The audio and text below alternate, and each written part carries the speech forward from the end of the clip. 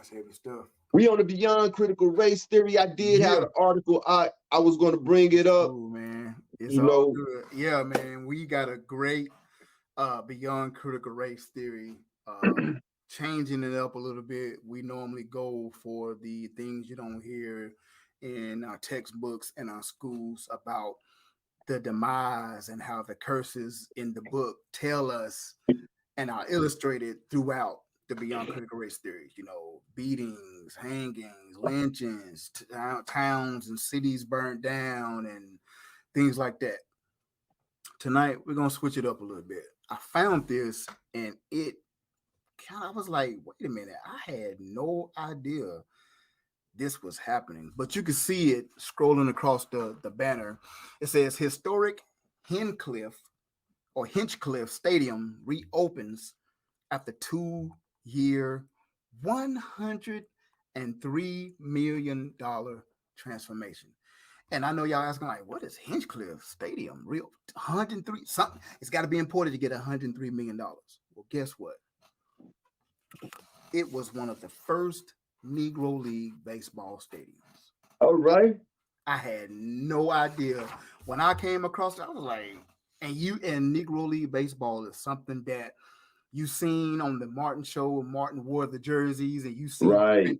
people wear the jerseys, but it's still because we don't talk. It never was talked about in school. It's the long forgotten. It's the The long long forgotten forgotten. era. Sandy Exactly. Koufax.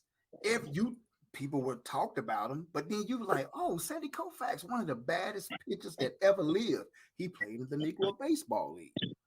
So let's get into this article, man. Now the Negro Baseball League, I want to say it started in the first Negro League baseball game was November. Listen at this date. Listen at this year. November the 15th, 1859. Oh wow. Yeah. Oh wow. Bruh, we 49 and 45 years old. Right. How Right. did that? Never. 1859 1859. in New York City. The Wow. Emancipation Proclamation, so-called, wasn't between 1863 and 65. Exactly. So we were Exactly. already inventing games, inventing our own league in that Hmm. era. 1859. So yeah, and now in the same time, and what struck me about this article is the same time of reparations. That the conversation is going. It's been going on to give $103 million to a baseball park, which is cool. Right. It's for us, but at the Right. same time, could that money be used somewhere For else? something else. There Right. you go. So keep Right. that in mind as I read this article. Now, Jackie Robinson, everybody knows the famous Jackie Robinson. They've had movies about the number 42, and Jackie Robinson was the first Israelite player in the major leagues, April 17th, 1947. So you say from 1859, slavery ends to 1947, he was the first Israelite or African American player to play in the major leagues. So Wow. they made a Negro League because at that time, there was no African Right. American and Israelite players playing in the league. So let's go Right. to this article. This article is brought, it was an ABC article.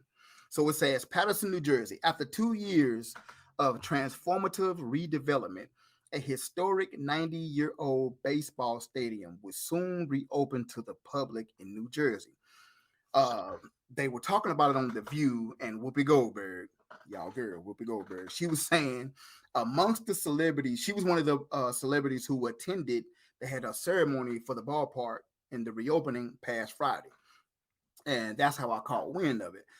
It says Goldberg said the stadium, which is one of the last Negro League ballparks in the U.S., is essential to preserving American history.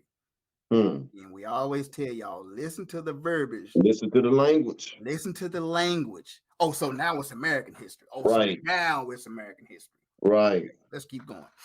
She says, this is why we have to continue to insist that no history be erased, not our history, but no history be erased, Goldberg said.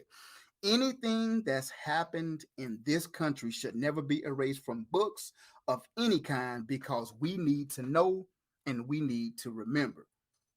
Little kids need to know. In this case, grown adults need to know. And they need to understand there's not a color in this country that doesn't participate in our collective history. Well, whoopee, you. Anyway, that's a whole nother topic for another day. Hinchliffe Stadium is one of the two remaining fields in the country that hosted the Negro League, and the mayor of Patterson said it is the town's real field of dreams. Patterson native Larry Doby, the first Israelite man in the American League, played there, and now it is home of the minor league New Jersey Jackals baseball team. He says, I don't know if any of the old people that have ever been here to see an event.